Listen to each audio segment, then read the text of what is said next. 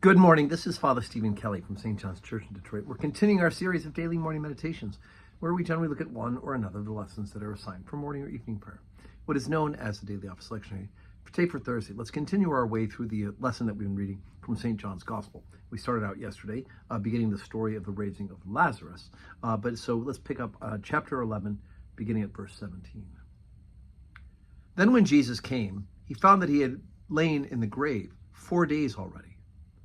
Now Bethany was nigh unto Jerusalem, about 15 furlongs off. And many of the Jews came to Martha and Mary to comfort them concerning their brother.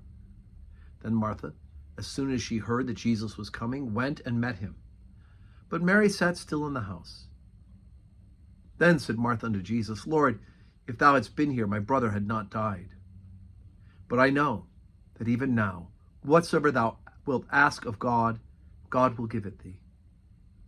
Jesus saith unto her, Thy brother shall rise again.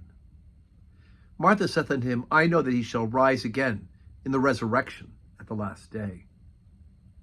Jesus saith unto her, I am the resurrection and the life.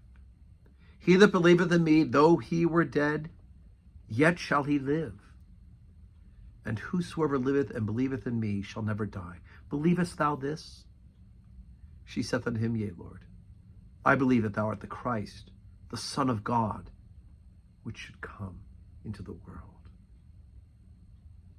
Okay, so we've got lots going on here.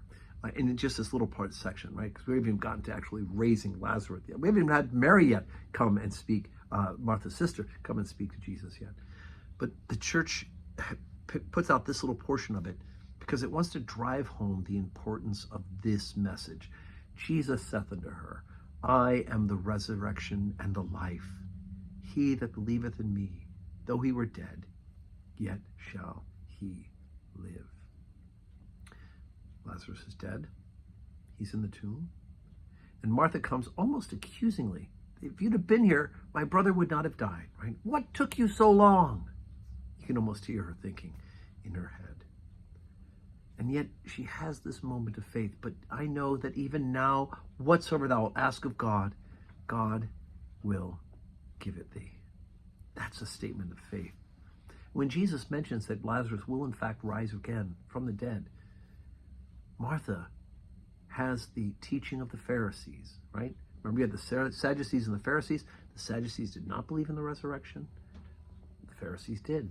She said, I believe that there'll be a resurrection at the last day. Right? And we believe that as members of the body of Christ as well. We recite that in the Creed, right? We shall rise from the dead. We say in the Creed, we believe in the resurrection of the body and the life everlasting. Not Jesus's body, that's already risen, but all of our bodies will rise as well at the end of time. And so it is that we hear this, and Jesus then turns it back to her and says, I am the resurrection and the life. So join us tomorrow for the morning meditation. And you'll hear the rest of the story, as Paul Harvey used to say. Today is Thursday. I am back in town just briefly, and so we will have a 10:30 Holy Communion service for Thursday, but then I'll be heading back up to Sturgis for my father-in-law's funeral tomorrow. So please do keep our family in your prayers, and may God grant you a Thursday that is full of blessing.